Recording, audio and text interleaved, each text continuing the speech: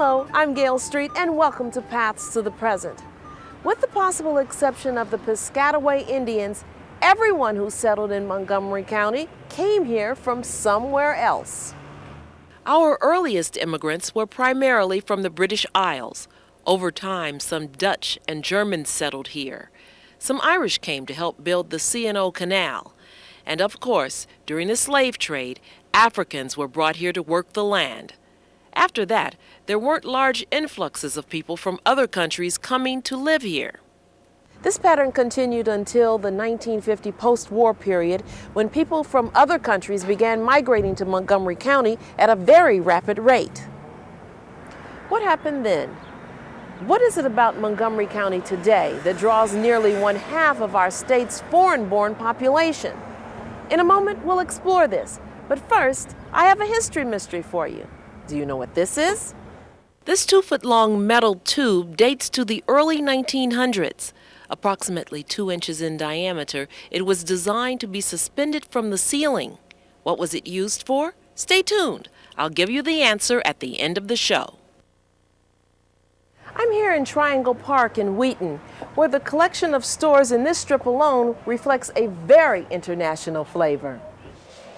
Since 1990 alone, the population of Montgomery County grew over 10%, with Latino and Asian immigrants comprising the largest category of new arrivals.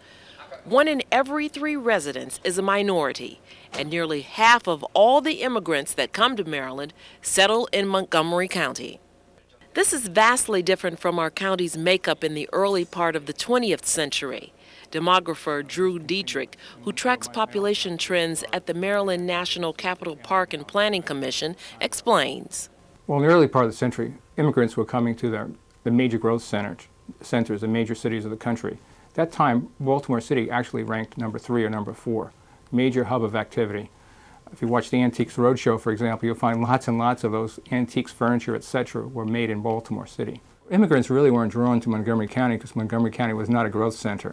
It was a somewhat sleepy, but very pleasant agricultural community with about 2,000 farms. At that time, in 1900, only 1% of Montgomery County residents were foreign-born, compared to about 14% for the nation as a whole.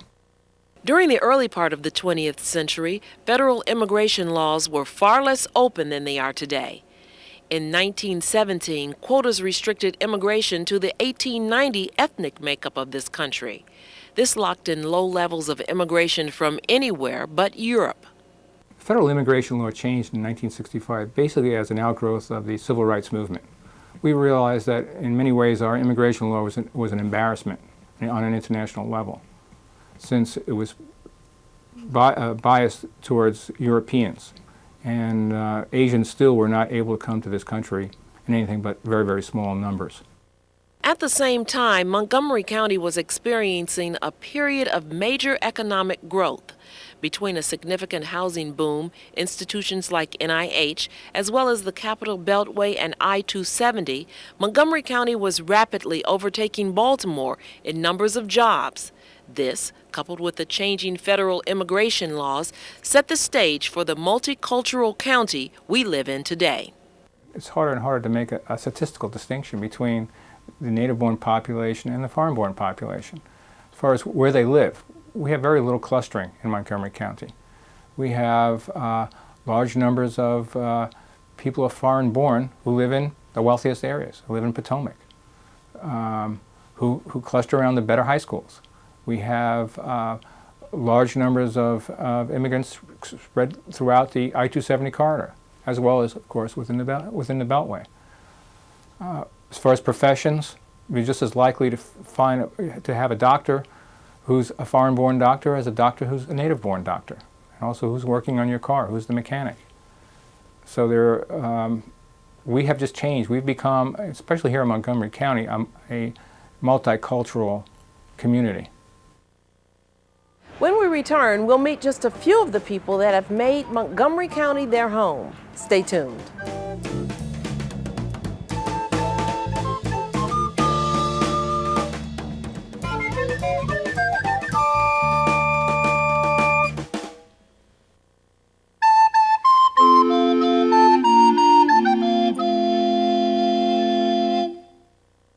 Welcome back to Paths to the Present. I'm your host, Gail Street.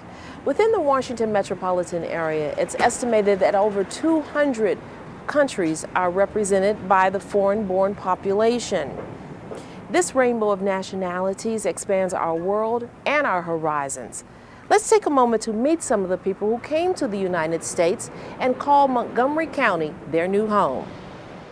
Joy Barrow was born in Guyana. The middle child of a family of 5, her parents held high expectations for each of their children. In Guyana, that meant seeking schooling abroad. At 19, Joy decided to expand her skills by coming to Washington, D.C. to further her education. It was my intention to come and complete my program and go back. How did my plans change after I completed my program? And I realized independence. I thought going back would be regression, and I wanted to continue. And continue she did. In the more than 30 years of living here, Joy has received 4 professional degrees while working full-time and raising her 2 children alongside of her husband, who also hails from Guyana. Today, she is a specialist in human resource management for Montgomery County Health and Human Services. She also finds time to maintain ties with her childhood home. I do have ties to Guyana. I think I would always have ties to Guyana. I love Guyana.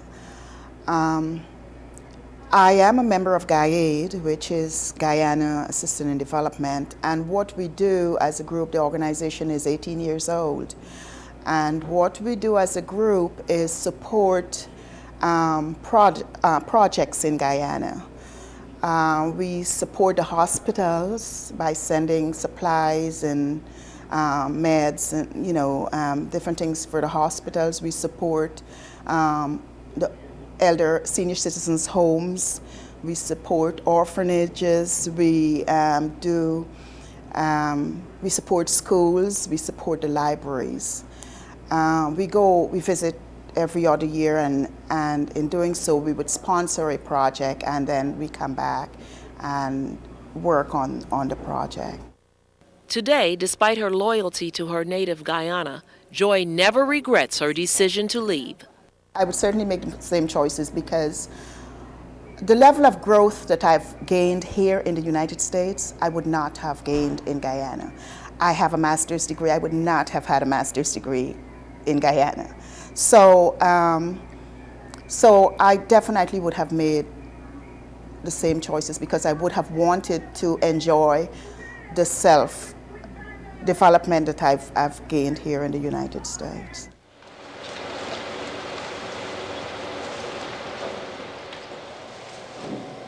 In 1978, Ju Sub-song left his home in Korea on his own to come to the United States in search of a better life. My family was very poor, and I could not even go to high school. The Korean education system is very different than America. Trained in Korea as a nurse, Ju Sub soon entered the U.S. Army in order to expedite citizenship. In 1980, he came to Walter Reed Army Medical Center, where he still works today. While at Walter Reed, he developed a volunteer interpreter program to help foreign-born patients cope with their medical care. Reason is, first of all, my Christian belief, and I desire to give back a tiny bit to America, that which is motivated to me. Every day, I truly like God has been with me.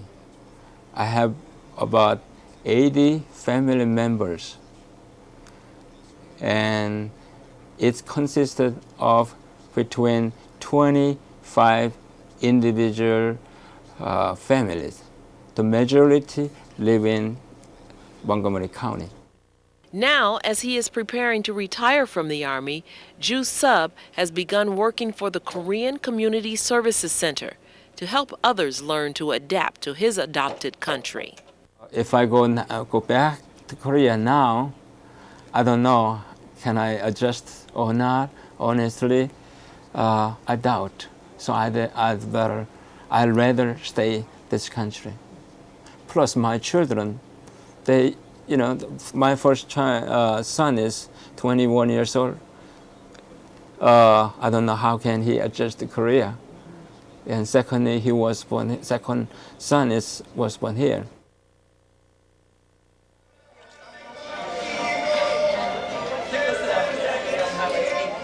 Agnes Science was born in Costa Rica, but spent most of her childhood moving around because of her father's job. By the time she was 25, she had lived in 4 different countries. Then she thought she'd try the United States.